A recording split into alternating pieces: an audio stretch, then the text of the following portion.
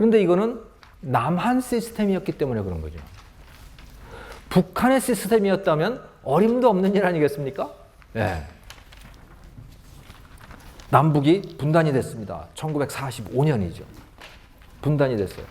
분단이 되고 38도선으로 나누어지고 북한에는 소련군이 진주를 했죠. 그리고 북한은 통제경제, 계획경제 체제가 자리를 잡게 됩니다. 매우 빠른 속도로 사실은 남한이 분단의 원흉이라고 하는 건 사실 난센스인 것이 이미 1946년에 농지개혁을 다 해버리잖아요. 북한에서는. 농지개혁을 다 했다는 얘기는 무슨 얘기냐? 이미 정부가 다 들어서 있다는 얘기죠. 어떻게 정부도 아닌 것이 농지개혁을 할 수가 있습니까? 농지를 뺏어서 어떻게 나눠줄 수가 있냐고요. 이미 군대며 행정력이며 모든 게 다 갖춰져 있는 거예요. 네. 이미 다 그렇게 됐었다. 이거. 그리고 뭐 노동법령도 별개의 것들을 만들어내고 뭐 이렇게 되는 거죠. 자, 그런데 남한에서는 철저한 반공주의, 북한에 반대되는 그 주의를 택했던 것이고 그게 완벽하지는 않지만 꽤 철저한 자본주의를 지향을 했던 겁니다. 자, 그러면서 어떻게 됐습니까? 사람들이 남쪽으로 내려온 사람, 월남한 사람들도 있고 북쪽으로 올라간 사람들도 있죠.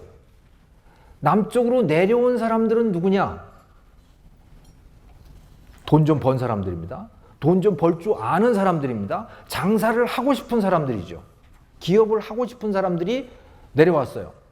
그때 예를 들어서 내려온 사람 몇 사람만 여러분들께 예를 들면 전택보라고 하는 나중에 천우사라고 하는 것을 하는데 이 사람 무역을 무지하게 잘했던 사람이고 이분은 제가 다시 다음 제 6강에 수출의 영웅들 이야기를 할 때 이분 이야기는 다시 말씀을 드릴 겁니다. 그리고 여기 이분은 이정림이라고 하는 개풍상사를 했던 개성상인 출신의 사업가고 이분은 이회림이라고 하는 분이고 저분은 지금 한국유리의 최태섭 회장이고요. 여기 이회림이라고 하는 분은 동양제철화학의 설립자고 그런 겁니다.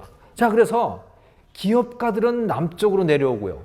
또 내려온 사람들이 누구였느냐? 일제 때에 뭐 아무튼 그 총독부에서 뭔가를 하던 사람들 다 내려오고 또 내려온 사람들이 기독교인들이고 그런 거죠. 그래서 정확히 그 숫자를 모르지만 수백만 명이 내려왔다는 이야기들을 하는데 정확히 몇 명이 내려왔는지는 잘 모릅니다. 예. 자, 그런데 그런 사람들이 내려왔고 그 사람들이 반공 세력의 주축이 된 거예요. 북에서 내려온 사람들이 반공 세력의 주축이 되고 또 이런 기업가들은 초기에 대한민국 초기에 굉장히 중요한 기업인들이었던 거죠, 이 사람들이. 예. 자, 그런데 남쪽으로 내려온 사람들은 누구라 그랬어요? 상인들, 기업가들, 총독부에서 뭔가를 했던 사람들, 또 기독교인들, 뭐 이런 사람이라고 그랬잖아요. 북쪽으로 올라간 사람들도 있었죠. 북쪽으로 올라간 사람들은 인텔리들이었습니다. 뭐 좀 배운 사람들이었어요. 예. 뭐 좀 배운 사람들. 그리고 뭐 좀 있는 척 하는 사람들 있죠. 그리고 어쩌면 또 뭐 이상적인 나라에 대해서 생각하고 있는 그런 사람들이 북쪽으로 넘어갔습니다. 그래가지고 대표적인 과학자들이 특히 많이 넘어갔는데 김일성 종합대학을 만들었을 때 초기에 김일성 종합대학 교수가 150명이었는데 그 중에 100명은 남한 출신들이었답니다. 다 월북한 사람들이었대요. 왜냐하면 산업시설은 다 북쪽에 있긴 했지만 박사들 또는 교수들 어쨌든 간에 경성제국대학을 나왔다든가 또는 일본 유학을 했다든가 그런 사람들은 다 경성에 있었던 거예요. 서울에. 예. 그러니까 북쪽에는 이런 과학자들이 많지는 않았던 거죠. 인텔리들이.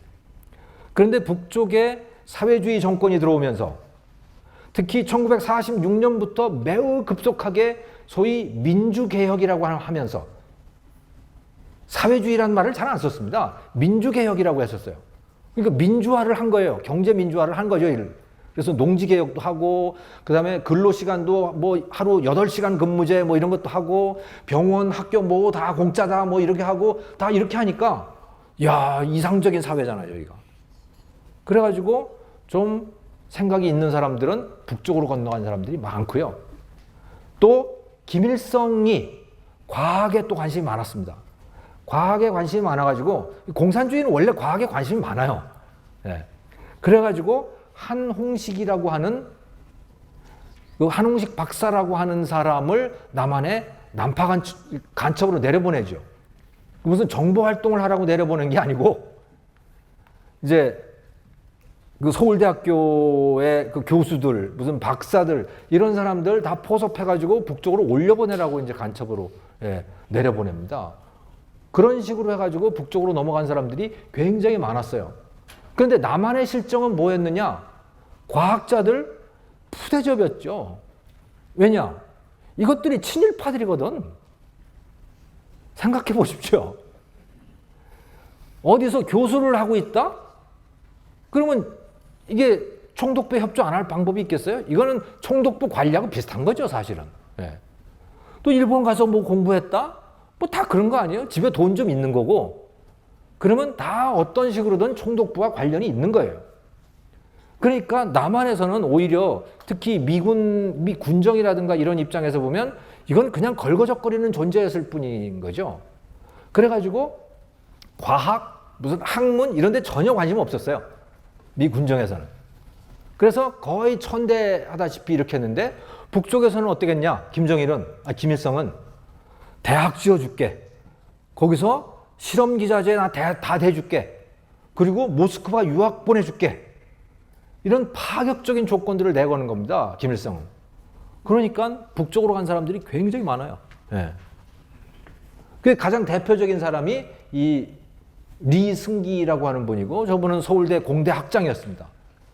경성제국대학 시절에 이 교수였고, 이제 해방되고 나서 서울대학교로 바뀌면서 거기 공대 학장을 했고, 저분이 넘어가면서 자기 제자들 10명을 한꺼번에 데리고 왔죠.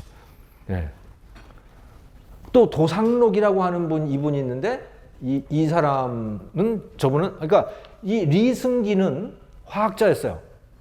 그래가지고,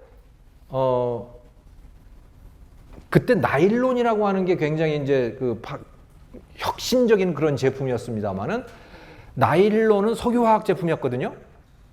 근데 리승기는, 야, 우리나라에 나지도 않는 무슨 석유를 가지고 뭘 쓴다고 그러냐? 우리한테 나는 걸로 하자.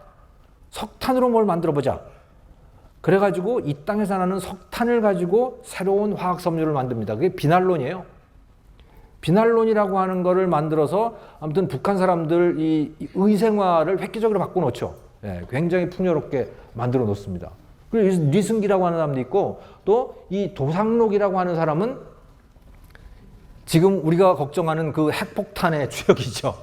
예, 핵물리학자인데, 이 사람이 북한으로 넘어가가지고 핵 연구를 해서는 아무튼 지금 우리가 우려하는 바로 그 물건을 만들어 놓은 그런 사람들인 겁니다.